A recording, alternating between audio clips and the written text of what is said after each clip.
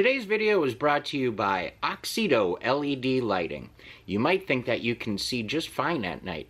Well, I did too, until I did this little upgrade. As you can see from this footage, here is some before Oxedo LED lighting, and here is some after Oxedo LED lighting. The difference is amazing. With high brightness and easy installation, Oxedo LED lighting is definitely the route for you. They're easy to install, and they're available for all makes and models. Click on the link in the description below and enter promo code 612motorsports at checkout to get yourself 15% off. Now back to our video.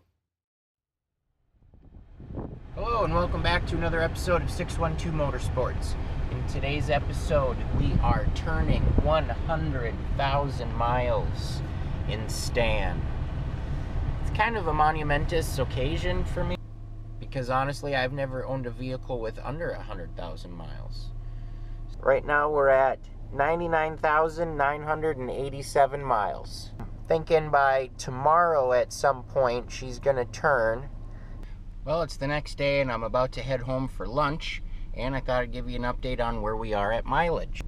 99992. So we're either going to hit it on the way back to work after lunch or on the way home tonight. But we're getting real close. Alright boys, I'm on my way back to work. It's after lunch. We just rolled 99,999, which means we are very close to 100,000, and we are going to hit that here on our way back.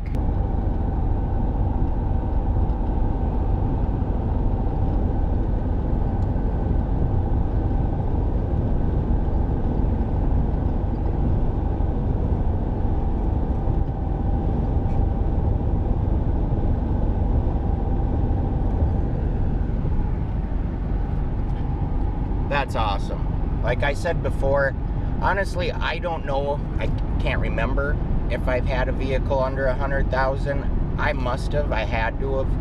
I just don't remember, solely based on the fact that I've had the green truck as my only vehicle for like the last going on 20 years.